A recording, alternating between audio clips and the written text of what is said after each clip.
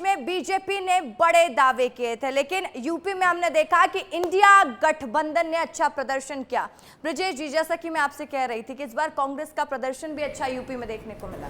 ये बहुत सरप्राइज है क्योंकि आमतौर पे कहा जाता था कि उत्तर प्रदेश में कुछ बदलाव होगा नहीं, मगर उत्तर प्रदेश में बड़ा बदलाव देखने को मिल रहा है और ये बता रहा है कि उत्तर प्रदेश की जनता कुछ अलग तरीके से सोच रही है। हमारे कुछ साथी जब उत्तर प्रदेश खासकर पूर्वांचल से लौटे थे तो उन्होंने बताया था कि वहाँ बदलाव की लहर है और हर जगह बीजेपी के बड़े बड़े प्रत्याशी बड़े मुकाबले में हैं, चाहे वो कई बड़े नाम हैं पर सभी जगह मुकाबले में हैं। और यदि बड़ा उलटफेर होता तो निश्चित ही इस पूरे चुनाव का सबसे बड़ा सरप्राइज होगा कि उत्तर प्रदेश, जिसका बारे में कहा जाता था कि यहाँ से सत्ता की राजनीति दिल्ली जाती है, तो बीजेपी के लिए मुश्किल तो निश्चित है। और उत्तर प्रदेश में क्यों बड़ा बदलाव आया ये बीजेपी को सोचना होगा।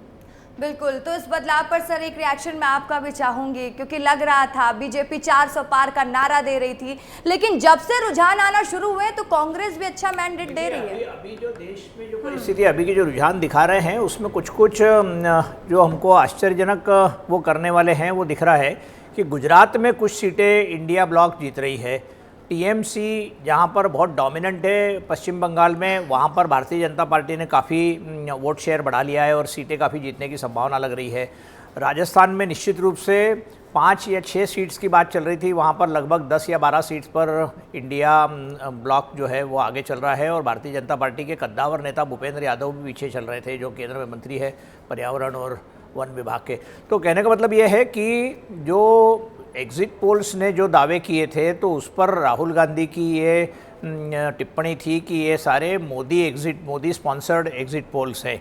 तो अब ऐसा लग रहा है कि इंडिया ब्लॉक ने जिस तरीके से स्ट्रेटेजाइज किया था इस इलेक्शन को, मूल स्ट्रेटेजी उनकी यही थी कि भारतीय जनता पार्टी जहाँ पर भी कैंडिडेट खड़ा करे उसके सामने 10-12 पार्टीज मिलकर एक ही कैंडिडेट खड़ा किए। वो सब दूर नहीं पॉसिबल हो सका है, लेकिन आश्चर्यचकित बात यह भी है कि दिल्ली में भी हालात खराब हो रहे हैं। आपको रोकना चाहूंगी, सीधे रुक करेंगे इस वक्त की बड़ी खबर का। देखिए, यूपी से कांग्रेस के लिए अच्छी खबर है, लेकिन एमपी में अच्छी खबर नहीं है, क्योंकि एमपी में राजगढ़ सीट भी कांग्रेस हारती हुई नजर आ रही है। दिग्विजय सिंह देखिए कितने वोटों से हार रहे हैं, 18,000 से ज्यादा वोटों से पीछे चल रहे हैं। तो छिंदवाड़ा में नकुल नाथ 15,000 वोटों से पीछे चल रहे हैं। छिंदवाड़ा सीट का जिक्र बार बार कांग्रेस जिक्र करती हुई नजर आई और मध्य प्रदेश में यही 2 सीट ऐसी रही हैं जिस पर कांग्रेस को सबसे ज्यादा उम्मीद थी और यहां पर एक अच्छा खासा मार्जिन देखा जा रहा है जिसपे कांग्रेस पीछे चल रही है। छिंदवाड़ा को लेकर क्या कहेंगे ब्रजेश जी?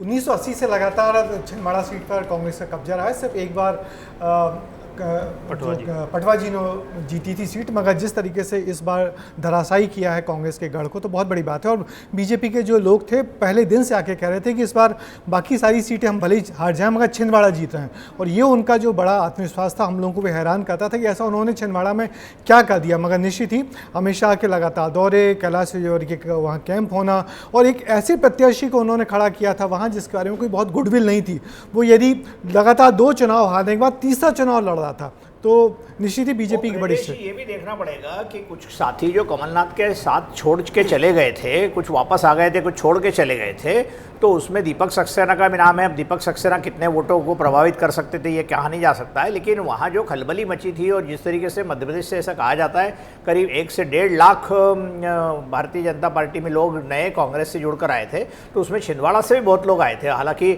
वहाँ के जो महापौर थे वो पहले आ गए भारतीय जनता पार्टी में, वापस कांग्रेस में चले गए, लेकिन ये सब गड्ढे के बीच में भी नकुलनाथ हार जाएंगे ऐसी संभावनाएं किसी ने व्यक्त नहीं की थी। तो ये निश्चित रूप से एक बहुत बड़ा जिसको कहते हैं सरप्राइज है मध्य प्रदेश में। तो बिल्कुल, तो देखिए किसी को उम्मीद नहीं थी छिंदवाड़ा सीट कांग्रेस के खेमे से जा सकती है या कांग्रेस से छूट सकती है, क्योंकि छिंदवाड़ा को तो कांग्रेस का गढ़ माना जाता था, लेकिन इस बार जो रुझान आ रहे हैं वो कुछ और ही बयां कर रहे हैं। तो चलिए अब हेलीकॉप्टर लाते हैं और बताते हैं कि देश में क्या माहौल है। तो आगे हमारा हेलीकॉप्टर, जहां पर भारतीय जनता पार्टी 311 सीटों में आगे चल रही है, तो 216 सीटों में कांग्रेस आगे चल रही है और अन्य 16 हम आपको हेलीकॉप्टर के जरिए, ग्राफिक्स के जरिए समझा रहे हैं कि देश में कितनी सीटों पर बीजेपी आगे चल रही है। तो देखिए 311 सीटें ऐसी है जहां पर बीजेपी आगे चल रही है, लेकिन कांग्रेस भी बराबरी का मुकाबला दे रही है। इंडिया गठबंधन 216 सीटों पर आगे है। तो देखिए अक्षत जी, मेरा सवाल आपसे इसलिए रहेगा क्योंकि देखिए जिस तरीके से इस बार का रुझान आया है और जो अभी तक तस्वीरें कह रही, चलिए मैं लौटूंगी आपके पास। कमलनाथ कुछ कह रहे, एक बार दर्शकों को वो सुना देते हैं। अच्छा है, बहुत बढ़िया है। अब ये तो न्यूज में आ रहा है, असलियत में क्या है ये देखेंगे। लेकिन छिंदवाड़ा से काफी उम्मीद थी, छिंदवाड़ा से कांग्रेस को उम्मीद थी, अब जो है सो है, लोगों का फैसला है। अभी आपको सर क्या उम्मीद है मध्य प्रदेश में और देश में? अभी मध्य प्रदेश का तो चल रहा है, देखते हैं। 20 राउंड हैं, अभी तो 3-4 राउंड ही खत्म हुए हैं। चलो, पीसीसी कार्यालय जा रहे हैं, मॉनिटरिंग करेंगे। हाँ पीसी कार्यालय। सर यूपी में इंडिया गठबंधन का अच्छा परफॉर्मेंस निकल के हाँ बहुत अच्छा है, बहुत अच्छा रहा। उत्तर प्रदेश में बहुत अच्छा परफॉर्मेंस रहा है इंडिया का। तो इसमें अक्षय जी मैं आपका एक रिएक्शन चाहूंगी। हमने देखा कि लगातार जिस तरीके से छिंदवाड़ा सीट का भी हम बार बार जिक्र कर रहे हैं, और छिंदवाड़ा सीट ही ऐसी थी जो कि 2019 में कांग्रेस के पास थी, अब वो जाती हुई दिखाई दे रही। कमलनाथ भी कह रहे हैं अब कि ठीक है, जनता का फैसला है। और जैसा ब्रजेश जी ने बताया कि 1980 से वो भारतीय कांग्रेस उसको जीत रही थी, कमलनाथ उस पर विजेता थे, सिर्फ एक बार पटवा जी वहाँ से जीते थे।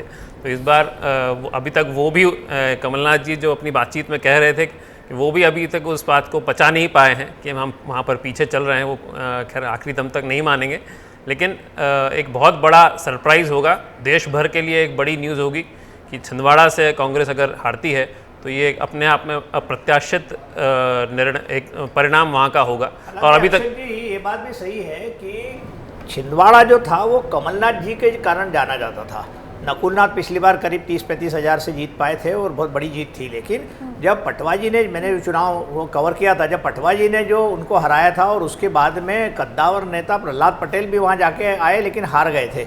तो अब एक छोटा सा वहाँ का स्थानीय नेता यदि नकुलनाथ को हरा रहा है और छिंदवाड़ा सीट जो कांग्रेस का क्रेडिल मानी जाती है, तो अक्षर जो आप कह रहे हो वो बात सही है कि 80 से लेके अभी तक जो लगातार वहाँ पर कांग्रेस सिर्फ एक ही बार हारी थी, तो अब ये बहुत बड़ी बात हो गई कि भारतीय जनता पार्टी ने उससे छीन ली। और मेरे ख्याल से फिर इसके बाद में अब छिंदवाड़ा वापस कांग्रेस के हाथों में जाए, इसकी संभावना अगले चुनावों में फिर अब कम लगती है मेरे को, जिस तरीके से स्ट्रेटेजाइज बीजेपी कर रही है। ठीक है, तो चलिए सीधे रुक करेंगे इस वक्त की बड़ी खबर का। देवास से सामने आ रही है, जब महेंद्र सिंह सोलंकी 1 लाख वोटों से आगे चल रहे। बड़ी जानकारी, देवास से महेंद्र सिंह सोलंकी 1 लाख वोटों से आगे चल रहे हैं। तो लगातार अपडेट हम आप तक पहुंचा रहे हैं। और सतना से गणेश सिंह आगे चल रहे हैं।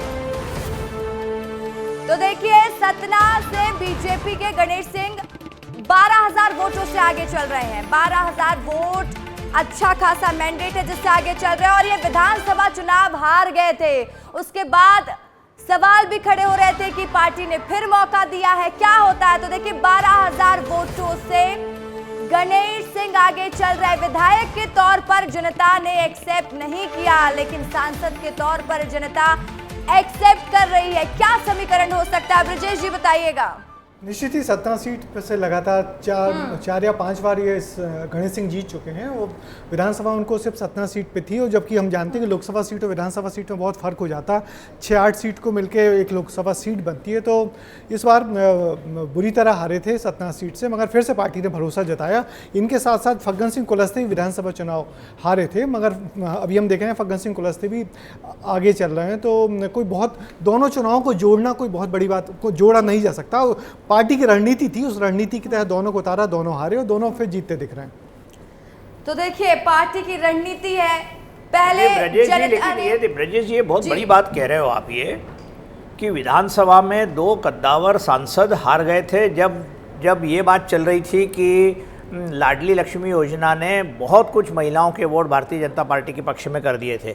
ऐसे समय में वो कुलस्ते का मंडला से, मतलब निवासा से हारना, और गणेश सिंह का सीधी के छोटी सी कॉन्स्टिट्यूंसी से हारना, और अब वापस लोकसभा से जीतना, तो ये थोड़ा सा इसका स्टडी करना जरूरी है। इसके स्टडी में ये चीज़ सामने आती कि जनता इतनी क्लेवर, होशियार हो गई कि वो जानती है कि विधानसभा में किस प्रत्याशी को वोट देना है, किस पार्टी को वोट देना, और लोकसभा चुनाव में किस पार्टी को वोट देना। मतलब ये नेशनल इलेक्शंस हैं, तो जो मोदी जी को जिताना है, शाइनी जी कुछ कहना चाह रही है, तो मोदी जी को जिताना है तो उन्होंने भारतीय जनता पार्टी के पक्ष में पूरा समर्थन दे दिया। जी शाइन जी, आप क्या कहना वो चाह कह रहे हैं? रही थी कि जो प्रधानमंत्री हैं मोदी जी के नाम पे शायद इस बार मध्य प्रदेश में जो वोट पड़ा है पूरा, जो कैंडिडेट कहीं कांग्रेस के अच्छे कैंडिडेट हैं वो भी हार रहे हैं और दिग्विजय सिंह जी पीछे चल रहे हैं, कमलनाथ जी के बेटे हार रहे हैं। तो मुझे लगता है कि मध्य प्रदेश जो है, यूपी में जो उनका अपना कॉन्स्टिट्यूंसी जहाँ पर है वहाँ पर तो खेल नहीं कर पाए, लेकिन मध्य प्रदेश में जो है मोदी का जादू चल गया है और मोदी की वजह से ही सारे कैंडिडेट्स यहाँ पे हैं। ठीक है, तो चलिए सीधे रुक करेंगे इस वक्त की बड़ी खबर का। राजगढ़ से आ रही है, राजगढ़ से इस वक्त की बड़ी खबर। दिग्विजय सिंह ने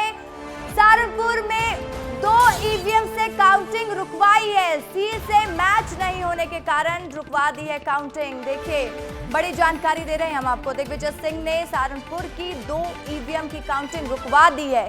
सील से मैच नहीं होने के कारण काउंटिंग रुकवा दी है। और सुन लीजिए क्या बोल रहे हैं दिग्विजय सिंह।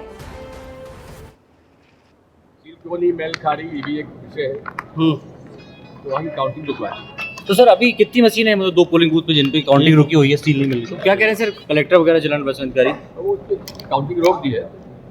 काउंटिंग रुकवा दी है सर, तो पूरी विधानसभा वाली है सर सारा? नहीं, केवल वो पोलिंग बूथ। कौन सी विधानसभा की सर? सारंगपुर। ठीक सर।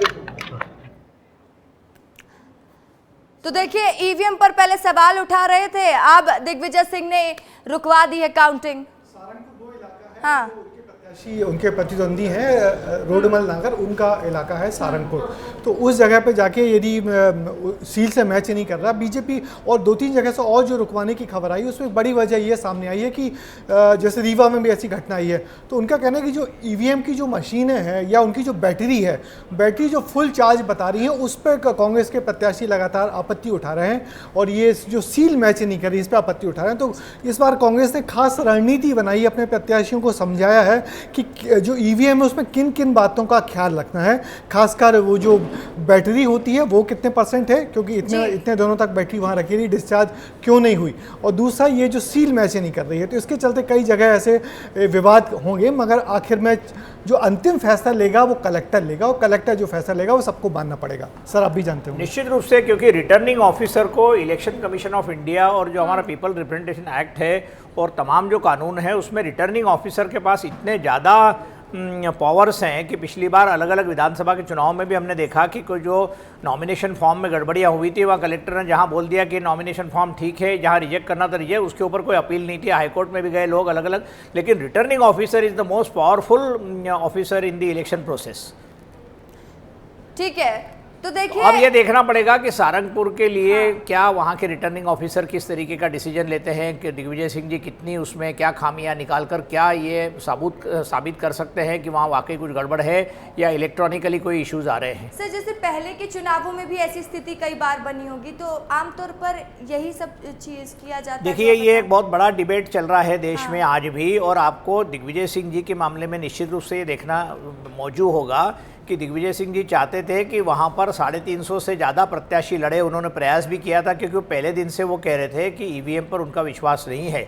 लेकिन जब इलेक्शन कमीशन ने ये डिसाइड किया कि एक और सेट ऑफ ईवीएम बॉक्सेस वहाँ पर इंस्टॉल की जाएंगी, तो वो दिग्विजय सिंह जी के लिए पॉसिबल नहीं था कि वो 650-700 कैंडिडेट्स जो इंडिपेंडेंट वहाँ पर इकट्ठे कर देते, जिससे मतपेटियों का उपयोग हो सकता था। तो ये पूरे देश में 1 या 2 ही जगह पर इस तरीके से प्रयोग होने की संभावना थी, तो राजगढ़ उसमें से एक था। तो ये एक बिल्कुल नवीन बात थी, और जिसके कारण दिग्विजय सिंह पूरे राष्ट्रीय मीडिया में भी छाए हुए थे, लेकिन उसको इलेक्शन कमीशन ने उसको ब्लंट कर दिया, इलेक्शन कमीशन ने उसको फ्रस्ट्रेट कर दिया, और आज वहाँ पर जाकर ईवीएम की कुछ गड़बड़ी सामने आ रही है। क्या गड़बड़ी है अभी पूरी जानकारी नहीं है हमारे पास में, लेकिन निश्चित रूप से एक बहुत बड़ा तबका ये मानता है कि इलेक्ट्रॉनिक वोटिंग मशीन में गड़बड़ियाँ हो सकती है।